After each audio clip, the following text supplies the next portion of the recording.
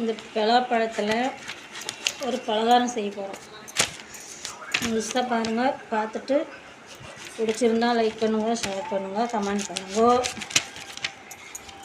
நம்ம ஊர்லலாம் 4 piece 5 piece 20 ரூபா 30 ரூபா சொல்கிறாங்க. இந்த ஒரு பழமே வந்து 50-60 ரூபாயில் கிடைக்கும் கேரளாவில். இது நீங்கள் இப்படி தான் க்ளீன் பண்ணுவீங்களா? இதுதாங்க அந்த பலாப்பழம் வேச்சாச்சு. வேச்சிட்டு தான் மிக்ஸி ஜாரில் போட்டு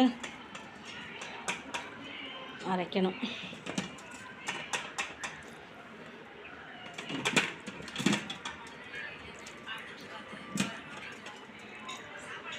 இதை அரைச்சி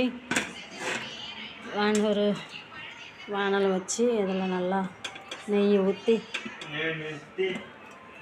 அப்புறம் அப்படியே ஒரு 2 மணி நேரம் அதை தொழி கொடுக்கணும். இதான் இது இப்போ அரைக்கணும். இந்த பாருங்கள் மக்களே, இது இப்படி அரைச்சது பேஸ்ட் ஆகிடுச்சு பாருங்கள்.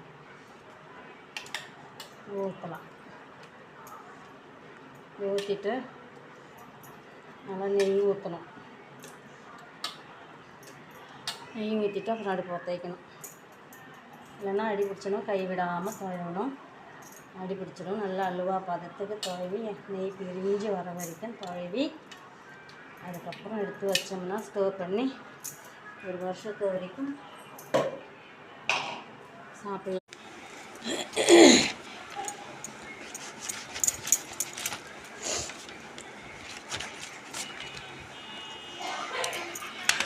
இந்த பலாப்பழத்தில் ஒரு பலகாரம் செய்ய போகிறோம். முழுசாக பாருங்கள். பார்த்துட்டு பிடிச்சிருந்தா லைக் பண்ணுங்க, ஷேர் பண்ணுங்கள், கமெண்ட் பண்ணுங்க. நம்ம ஊர்லலாம் 4 பீஸ் 5 பீஸு 20 ரூபா 30 ரூபா சொல்கிறாங்க.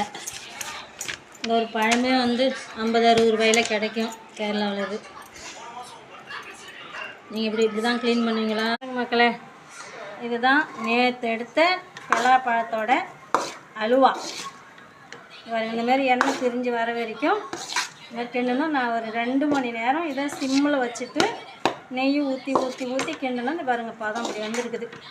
இதுமாரி உருண்டு வந்துச்சுன்னா அது பதம் வந்தாச்சு. இது ஒரு கண்டெய்னரில் நம்ம ஸ்டோர் பண்ணி ஃப்ரிட்ஜில் ஃப்ரீசரில் வச்சிட்டோம்னா 2 வருஷத்து வரைக்கும் ப்ரெட்டுக்கு சப்பாத்தி சுட்டோம்னா குழந்தைங்களுக்கு போட்டு நம்ம ஜாம் போட்டு கொடுக்குற மாதிரி கொடுத்தா குழந்தைங்க நல்லா சாப்பிடுவாங்க. உடம்புக்கும்